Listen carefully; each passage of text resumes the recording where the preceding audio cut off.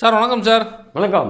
Sir இப்போ எடப்பாடி பழனிசாமி அவர்கள் இதுக்கு முன்னாடியே வந்து ஓபிஎஸ் அவர்கள் திமுகவில் இணைஞ்சிருவார் அப்படின்ற மாதிரி ஒரு மேடையில் சொல்லியிருந்தார். இப்போ அது உண்மையாகவே ஆயிடுச்சு. அது எப்படி சார் பார்க்குறீங்க? சரி, ஒன்று சொல்லுவாங்க, த மேன் ஹூ சா டுமாரோ அப்படின்னு நாஸ்ட்ராடாம் பற்றி சொல்லுவாங்க. அது மாதிரி நாஸ்ட்ராடாம் மாதிரியே நம்ம எடப்பாடி பழனிசாமி பேசினாரு இவர் போயிடுவார்னு. அந்த நிலைமையில எல்லாருமே இல்லை இவர் வேணும்னே சொல்கிறாரு அப்படின்னு தான் அதிமுககாரனே நினச்சிருப்பான். ஆனால் இன்றைக்கி அது உண்மையாகி இருக்கிறது. இன்றைக்கி எடப்பாடி பழனிசாமி பேசுறதுலாம் உண்மையாக வந்து கொண்டு இருக்கிறது. அது இல்லாமல் இதெல்லாம் வந்து இந்த யானைக்கால்னு சொல்லுவாங்க தெரியுங்களா, பெரிய காலாக இருக்கும். ஆனால் நம்ம நினைக்கிறோம் அது யானை பலம் இல்லை, அவனால் ஓடவும் முடியாது, நிற்கவும் முடியாது, உட்காரவும் முடியாது. அது மாதிரி அவர் யானைக்காலாக இருந்த அந்த தடை கற்களாக இருந்தவன்லாம் இன்றைக்கி எல்லாம் திமுக நோக்கி போய் போட்டான். இப்போ பாதை வந்து கிளியர். இப்போ இவருக்கு வந்து நம்ம இனிமே எந்த ஒரு குற்றச்சாட்டையும் ஒரு தேர்தல் பரப்புரையில் ஓபிஎஸ் சொன்னால் கூட நீ பதில் கொடுக்க வேண்டிய அவசியம் இல்லை. ஏன்னா நீ இது கேவலமான ஒரு முடிவு எடுத்ததால ஈஸியாக அவருக்கு வந்து வாக்கு வங்கிகளை கலெக்ட் பண்ணுறது ஈஸியான ஒரு முறையாக மாறிவிட்டது. அது மட்டும் இல்லாமல் இவருக்கு வந்து ஒரு சின்ன நெருடல் இருந்தது. இந்த வழக்குகள் உச்ச நீதிமன்றத்திலேருந்து உயர்நீதிமன்றம் வரைக்கும் வழக்குகள் எல்லாம் பெண்டிங்கில் இருக்குது. யார் இந்த அயோக்கியன் இந்த ஓ பன்னீர்செல்வம் போட்ட கேஸு, என்னை பொதுச் செயலராக மாற்றுங்கள் அப்படின்னு போட்டது, அது பெண்டிங்கில் இருக்குது. அப்புறம் இரட்டை இலை சின்னத்தையை வந்து தடை வழங்கணும், தடை செய்ய வேண்டும், அது எடப்பாடிக்கு தரக்கூடாது அப்படின்னு அது ஒரு கேஸ் இருக்குது. இப்போ எதெல்லாம் என்னன்னா கிளியர் ஆயிடுச்சு. இந்த மென்டல் டார்ச்சர்னு சொல்லுவாங்கல்ல, இந்த மாதிரி இங்கே ஒரு கேஸு அங்கே ஒரு கேஸு, என்ன நடக்குமோன்னு ஒரு துணிவில்லாத ஒரு பிரச்சனை இருந்ததில்ல, இனிமேல் அதெல்லாம் ஒழிஞ்சு போச்சு. என்னை பொறுத்த வரைக்கும் இப்போ சனி பயிற்சின்னு சொல்கிறாங்க, அது மாதிரி இந்த சனி பயிற்சி வந்து எடப்பாடி பழனிசாமிக்கு ஒரு நல்ல பயிற்சியாக இருக்க போகிறது என்பது மட்டுமல்லாத கோட்டைக்கு அவருடைய பாதை எல்லாம் கிளியர் பண்ணிட்டாங்கப்பா. அவ்வளோதான் நான் பார்க்கிறேன் இந்த டெவலப்மெண்ட்டை. சார் இப்போ எடப்பாடிக்கு சிக்கலே வந்து பார்த்தோம்னா சசிகலா அவர்களும் ஓபிஎஸ் அவர்களும் தான் சார்.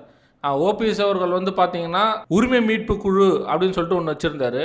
சசிகலா அவர்கள் வந்து பார்த்தோங்க அப்படின்னா எப்பவுமே அதிமுக பொதுச் செயலாளர் அப்படின்னு வந்து 2 பேரும் இது பண்ணுவாங்க. இப்போ 2 பேரும் வேற வேற பாதையாக போயிட்டாங்க. இனிமே எப்படி சார் எடப்பாடியோட பாதை இருக்கும்?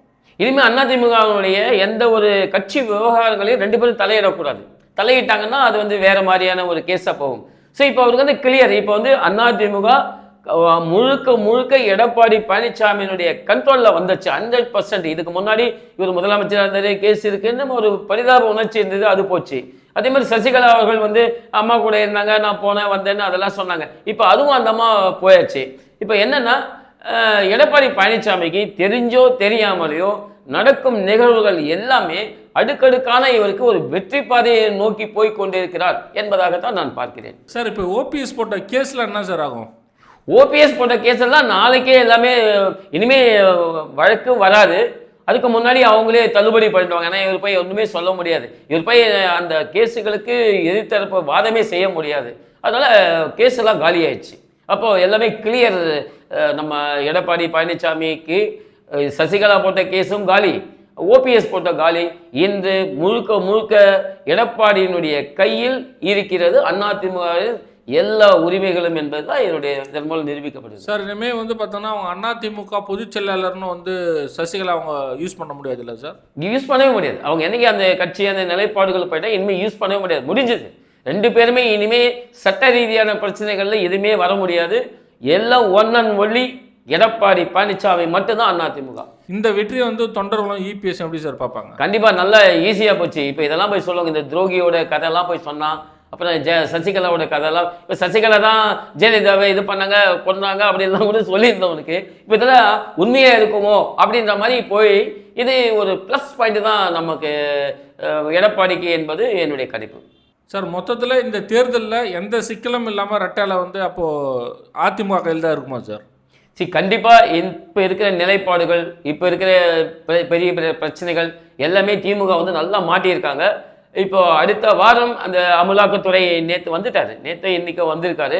அப்போ அவர் வந்து நிறைய அந்த நிலைப்பாடுகள்லாம் அந்த கேஸு பழைய பெண்டிங் கேஸ்லாம் இப்போ எடுக்கிறாரு. பழைய பெண்டிங் கேஸில் பார்த்தீங்கன்னா 7 திமுக மினிஸ்டர் மேலே கொடுத்த அந்த கேஸ் எல்லாமே இருக்குது.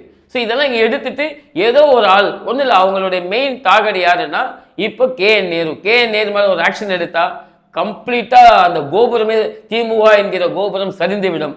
அதுக்கப்புறம் நம்ம எடப்பாடி பழனிசாமி தான் முடிசூடா மன்னனாக வருவார் என்பதில் மாற்று கருத்தே இல்லை. சார் எடப்பாடி இவரை சேர்த்து இருக்கலாம்ல சார்?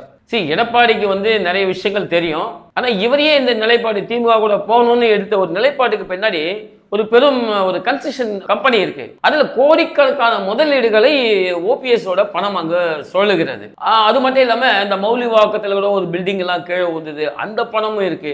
இது மாதிரி ஒரு சட்ட சிக்கல்ல இந்த பண பிரச்சனைகள்ல நல்லா போய் மாட்டிட்டாரு. இதை தெரிந்து கொண்ட ஓபிஎஸ் தான் சரி இவர் இருந்தால் நமக்கு கண்டிப்பா நமக்கு பிரச்சனை வரும் என்பதால் இவரை சேர்க்கவே இல்லை. ரெண்டாவது நல்ல மனுஷன் கிடையாது, நல்ல புத்தி கிடையாது. அதனால இவர் என்ன பண்ணார், தள்ளி அங்கே விட்டுட்டாரு. இவர் போய் திமுகவில் போனால் ஒரு புகலிடம் கிடைக்கும், தன்னுடைய மகனுக்கு ஏதாவது கொடுப்பாங்க, அந்த நிலைப்பாட்டில் தான் இன்னைக்கு திமுகவுக்கு போயிருக்கிறார். தான் துரோகி என்ற பட்டத்தையும் சுமக்க தயாராகி விட்டார் என்பதுதான் என்னுடைய கணிப்பு. சார் இப்போ எல்லா ரூட்டும் கிளியர்னு சொல்லிட்டு எடப்பாடிக்கு இனிமேல் தேர்தல் வேலையெல்லாம் ஒரு ஃப்ரீயாக ஆரம்பிக்கலாமா சார்?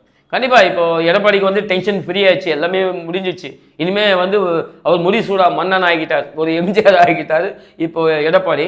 இப்போ என்னென்னா இது அந்த பிஜேபி கூட கொஞ்சம் சீட் ஷேரிங் அதில் மட்டும்தான் இருக்குது. அதுலேயும் கொஞ்சம் நல்ல தன்னலம் கருதி, ஒரு பொதுநலம் கருதி, அது தன்னலம் கருதாமல் பொதுநலம் கருதி அவர் முடிவு எடுப்பார் என்பது நான் நம்புகிறேன். இது வெற்றி கூட்டணியாக அமையும் என்பது மாற்று கருத்து இல்லை. டபுள் இன்ஜின் நல்லா ஓடும். நன்றிங்க சார். நன்றி.